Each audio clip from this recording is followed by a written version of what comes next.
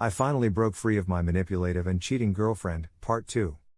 Hi everyone, welcome back to another Reddit cheating story. Before we start, please hit the subscribe button and click the notification bell so you won't miss another cheating story goes live. I sat down next to her and I don't remember what I said, but I joked with her about something, not related to her being mad or anything that would trigger her, but she took her elbow and landed it right in my ribs with pretty much all her strength because she was so mad. Now my family saw this and they all started to get worried about our relationship. Which I understood. She also got mad at me one day because I didn't give her sex when she wanted it. And she slapped me on the butt with all of her strength and I said ow, that really hurt, and she said it was supposed to. She also grabbed my arm and dug her nails in it, which made me bleed. Both of these were within the same day. She says she never hit me or did these things, but again my whole family saw it. She then proceeds to leave in a huff. Call me at my parents' because she wanted me to wait to go over there until 7 p.m. when my family left at 3 p.m. I wasn't going to wait to be yelled at and begged to spend the night while I was going to tell my family I was waiting for virtually no reason. She calls me and is screaming. Why didn't you wait for me? You could have waited, and I told her I didn't want to be screamed at again, or hit. She proceeds to keep begging, which again is like 8 p.m. and I couldn't just get up and leave. And I eventually hang up and she proceeds to keep calling me about 50 to 100 times. She eventually gave up and went home, I think at about midnight. I wasn't comfortable seeing her for a while after that because I needed to process what happened. 6. She puts all of her friends against me. Now I get what she was telling people. But everything I've said up to this point, she has gone on rampages and told every friend she could find, and then will come back to me and say they are all on my side. So you're wrong. Now I'm not present in any of these conversations, so I get what was said. She says she tells them my point of view, but how can she when I'm not there? So all her friends hate me. More on this later. 7. She stopped letting me live my own life. For some reason every 4 to 8 weeks she says she needs me. I need to go over there for a day or for a night and just be with her. Now that alone isn't the problem. But there have been a few times where I just haven't been able to do that. I have had school work to do, or I have personal things at the house I have to do that are important. Or anything. If I tell her no, she proceeds to be like, I can't do this anymore. You don't love me, etc. I feel trapped at times and I can't do my things in life sometimes. We sat down and had a talk about it and I said, look, I can't do everything I have to do. Go see you when you want and need me to. Because that's just too much right now. And she doesn't even try to come up with a plan that will work. She's just like veiled. I eventually started going over there whenever she asked me to just do that so she wouldn't get upset, which turned out to be like 4 to 5 times a week. I started to lose sleep because she works different work schedules than I do.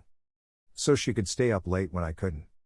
But I couldn't tell her no or else I'd get yelled at. 8.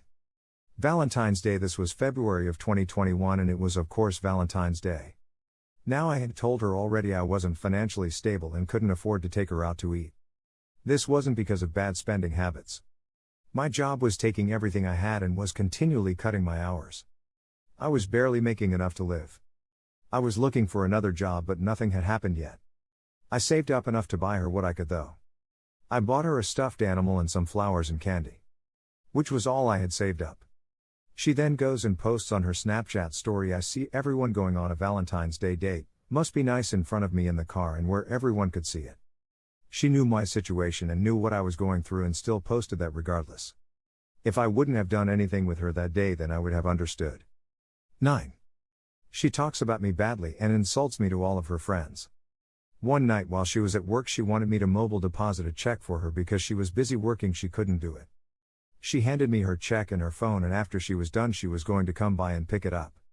Now I did what she asked and I went and I go through her phone and almost every person she talks to she references me as a BTCH, BCK, dumb it dollar and other things to almost everyone when I wasn't even doing anything. I'm pretty sure it was about all the stuff before and she never talks like that in front of me. I also found out she had a friend in South Carolina that she was planning on going to see, a guy friend, and was going to get a hotel room with him. Now I knew about the trip, but nowhere near about the guy. We talked about it later that night and she apologized about it. She had canceled the trip already, which I also knew. Because she realized what she was doing. And the talking bad seems to have stopped, or at least she does it over the phone where I won't know about it. I know I shouldn't have gone through her phone, but with everything going on at this point, I wanted to know if there was someone else or what she was doing that she was treating me this way. 10. Her big summer trip. She had this big trip she wanted to go on in June of last year. She wanted to go to South Carolina. Rings any bells? She wanted to go see this same guy in SC. Now that in and of itself I wasn't comfortable with, but then she proceeds to tell me that she wants to get a hotel room with him to stay with him. She brought this up again a few weeks before and I said I absolutely wasn't comfortable with it. How could I be? A guy I don't know is going to be alone with you for hours. No. She says if the roles were reversed and I wanted to see a girlfriend of mine states away that she would let me, but I know that's a lie.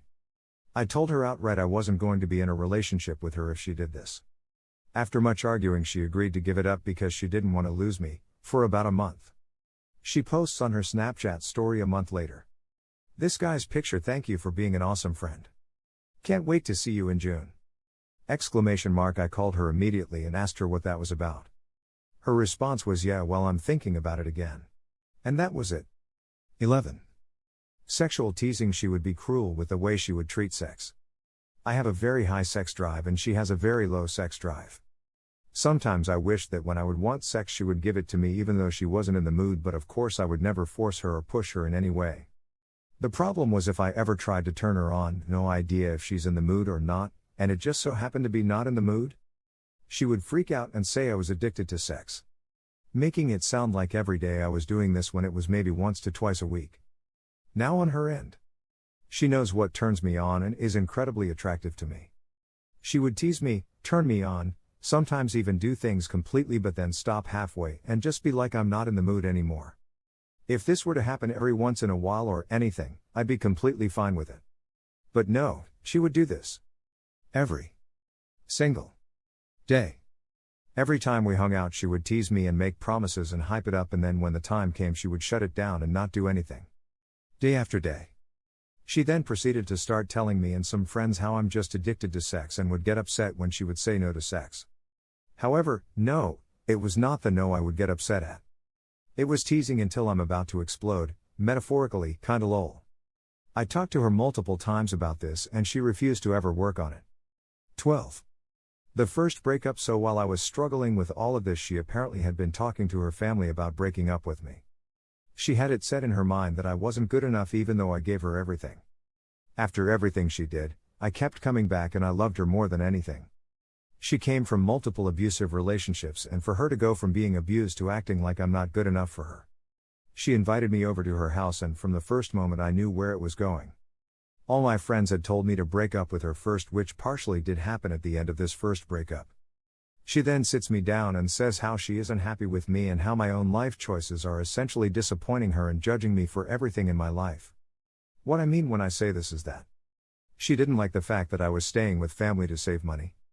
My family said that I could stay with them as long as I wanted to, as long as I was working and then saving money. Which I was. She thought that I should just jump out and be independent just because. No reasoning. My plan is to save up and buy a good car and eventually a house instead of having to rent an apartment and not struggle with all of these things at the same time. There are more to come. Find out the update of this story, check our channel or the description. Thank you for watching, and don't forget to subscribe and turn on the notification bell for any future cheating stories.